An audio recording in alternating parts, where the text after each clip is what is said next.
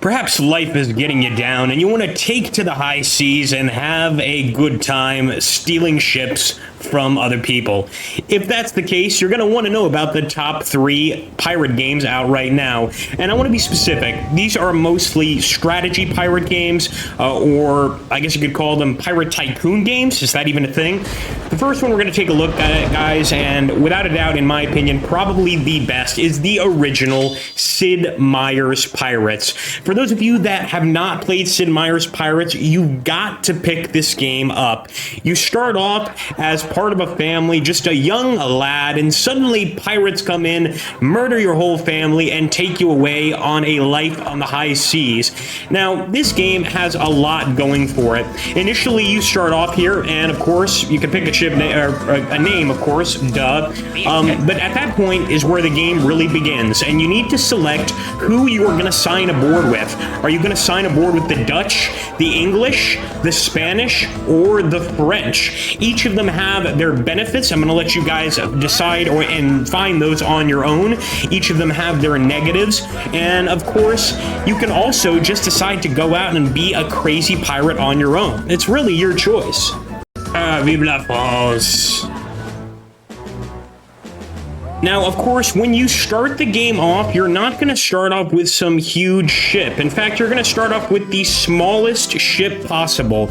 But there's a lot of different things you can do in this game. You can, of course, get in good with the governor, and over time, he's going to bestow ranks upon you and give you additional money and gold and all sorts of things.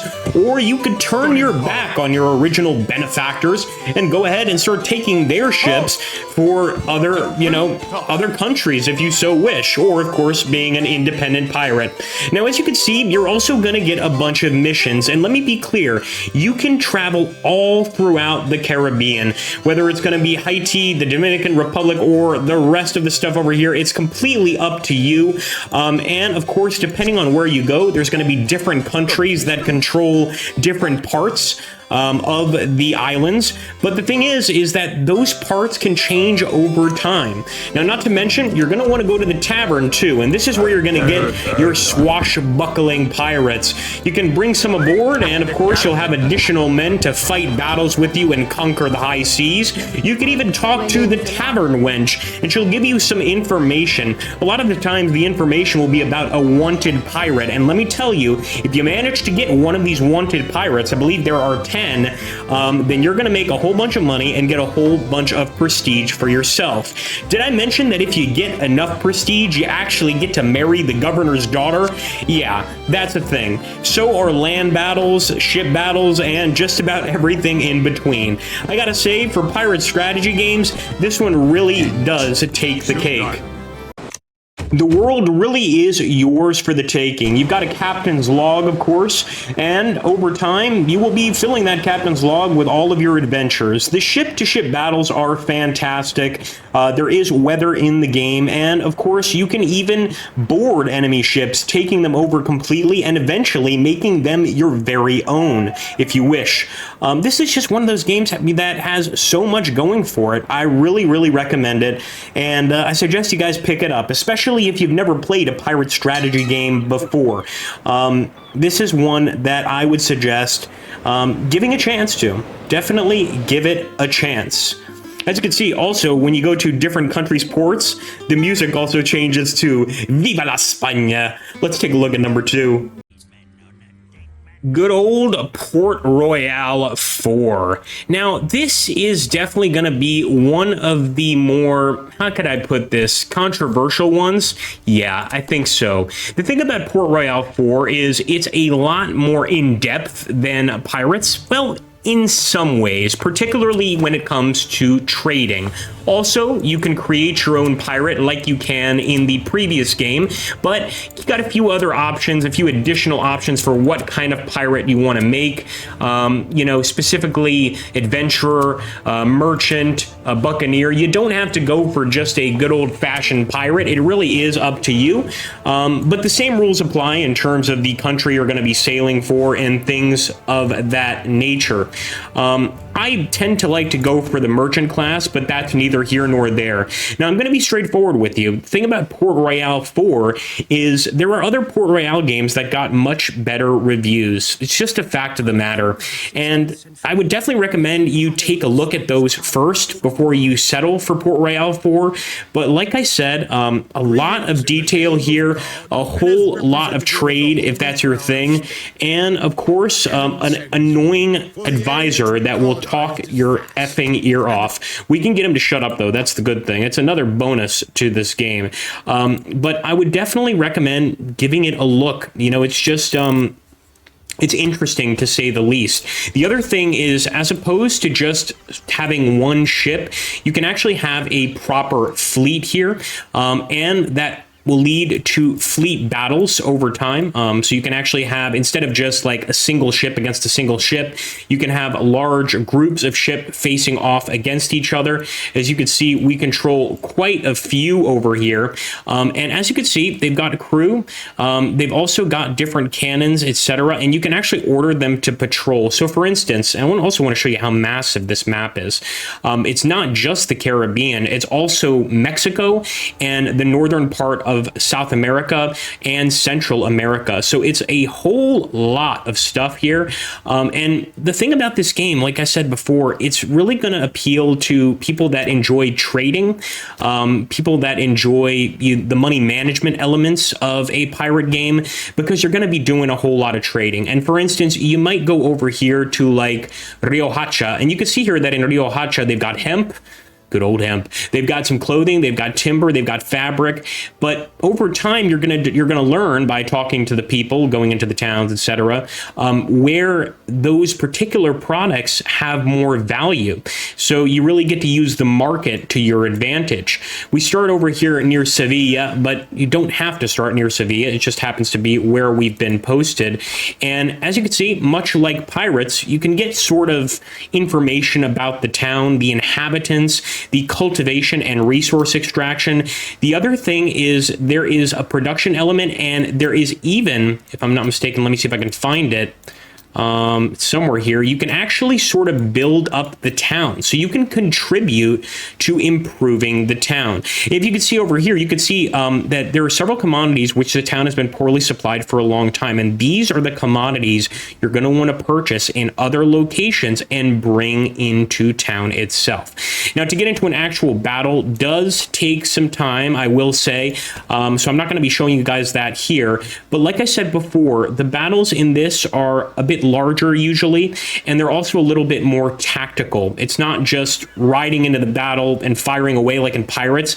It's like proper strategic formation, etc. So again, for me, I really like this one. I would recommend it, but it does have mixed reviews on Steam. So I would recommend, like I said before, take a look at the other Port Royale games. They might appeal to you just a little bit more. Choice 3. Buccaneers. Need I say more? This game looks absolutely incredible. What else can I say? Now, one thing you can do, of course, is have a good look at your ship from all angles, which I think is just absolutely massive. You can actually also get right behind the actual ship itself, or right into the first-person view of the ship itself. And best of all, there is proper destruction. Not to mention, you could see your guys firing. How cool is this? We can actually lower and fire.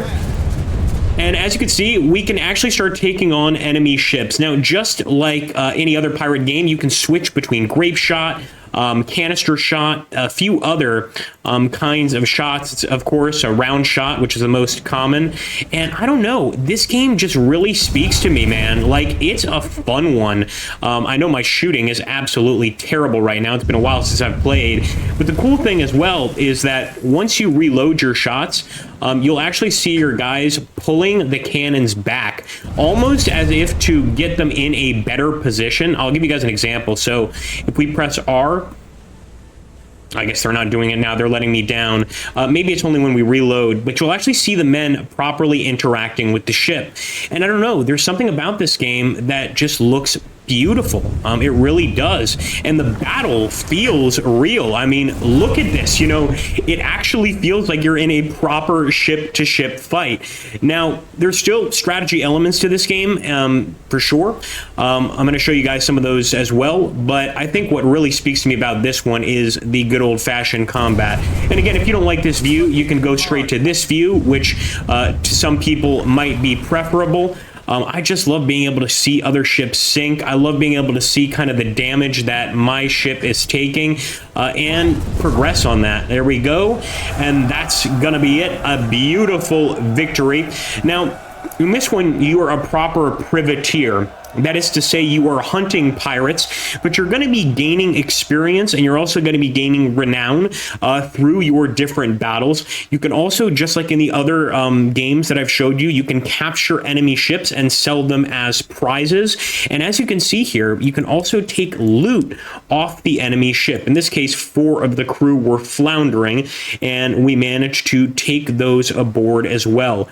But it's a lot more open world, like, I'm not going to say more open world than the other games because they're all pretty open world, but it's a lot like in your face open world. Like, you not only are going to be controlling the battles, you're not only going to be controlling the movements, but you can actually, if you want, like the traveling between the different ports, you can do that totally by yourself, which leads to some pretty interesting encounters.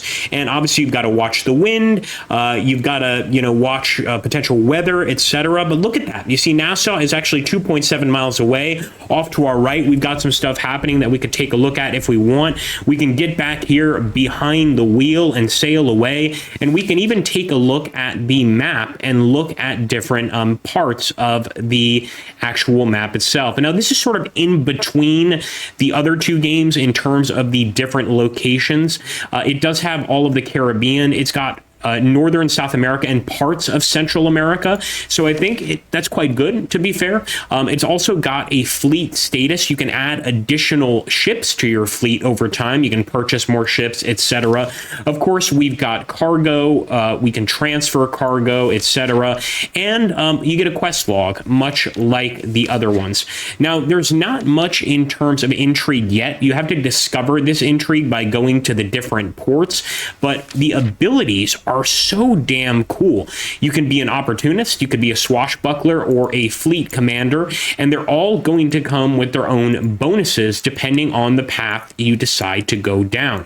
Now, first you need to unlock those ability points, and that does take some experience and a whole lot of sinking ships, but you'll get there over time. You absolutely will. And again, this game, I didn't think I even mentioned it initially. One thing I think is not going to appeal to everybody is this is one of those cel-shaded or pixelated games. Is it pixelated or cel-shaded? You guys tell me.